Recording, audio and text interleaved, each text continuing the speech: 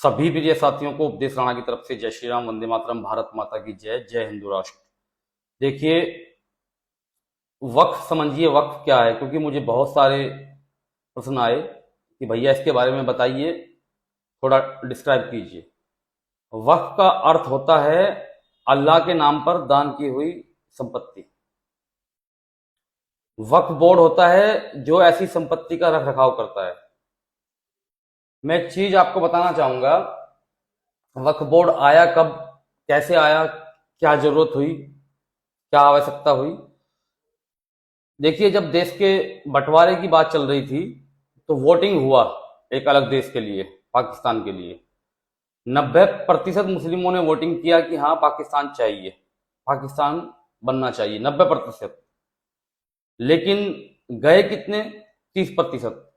तो जो जमीन पाकिस्तान को दी गई, वो जो वोटिंग का प्रतिशत था 90% के अनुसार दी गई। दूसरी बात,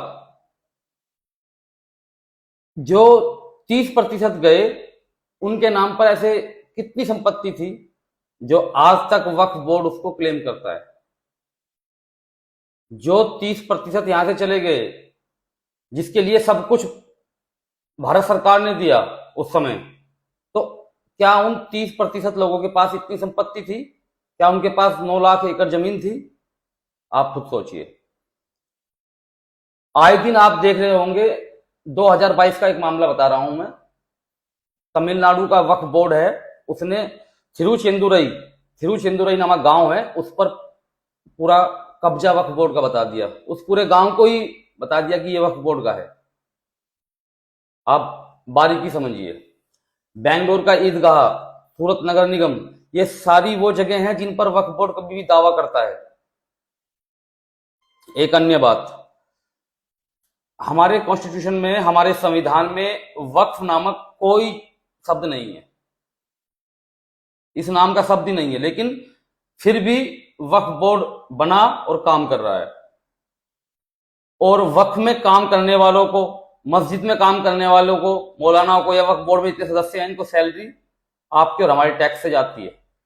भारत सरकार इनको सैलरी देती है, जबकि मंदिरों के पुरोहित पंडित जी को कोई लेना देना नहीं है। और मंदिर तो भारत के सरकार के नियंत्रण में है, और ये वक्फ मस्जिदें नियंत्रण से बाहर हैं। आवाज उठाइए, और आवाज उठाने से पहले आप समझिए कि हो क्या रहा है देश में। जितने भी ये मौलाना काम करते हैं या वक्फ हुए जितने भी सदस्य हैं, सबको जो सैलरी जाती है आपके हमारे पैसे से जाती है।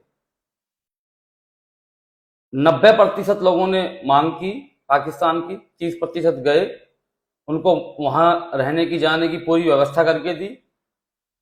और उसके बाद इस वक्फ का दंश पूरा भारत झेल रहा है। किसी भी जगह को ये अपनी जगह बता देते हैं कि ये हमारी जगह है, पूरे के पूरे गांव पर ये अपना मालिकाना हक बता देते हैं। तो आवाज उठाइए और शेयर कीजिए। और जो जहां तक राय की बात थी कि लोगों से राय मांगी जा रही है, मैं इस पक्ष में तो हूं कि ये मेरी राय है कि इसको समाप्त कर दिया जाए, संशोधन नहीं, समाप्त कर दिया जाए। क्योंकि किसी भी मुस्लिम कंट्री में ये वक्फ बोर्ड नामक कोई संस्था नहीं है। और एक और दूसरी बात, जो हिंदू पाकिस्तान में है, जो हिंदू बांग्लादेश में है, वहां उनकी संपत्ति के लिए क्या कोई ऐसा बोर्ड है? क्या कोई ऐसी संस्था है? जवाब है, नहीं है। और जब देश में संविधान है, ये संविधान की दुहाई देते हैं, जब देश संविधान से चलता है और संविधान में वक्फ नामक कोई शब्द ही नहीं है, तो क्या ये देश सरिया से चल रहा है? क्योंकि बात ट्रिपल तलाक की आएगी तो ये सरिया को फॉलो करेंगे, अपनी शरीयत का हवाला देंगे। बात वक्फ बोर्ड की आएगी तो ये हमारा धार्मिक मामला है। भाई, तुम्हारा धार्मिक मामला हो सकता है, लेकिन देश को तो एक बॉडी चलाती है, एक ढांचा चलाता है, देश संविधान से चलता है। ये इसको बिल्कुल नहीं मानते हैं। और बिल्कुल आवाज उठाइए आप सभी कि ये, इसमें संशोधन ही नहीं, वक्फ बोर्ड समाप्त होना चाहिए। धन्यवाद।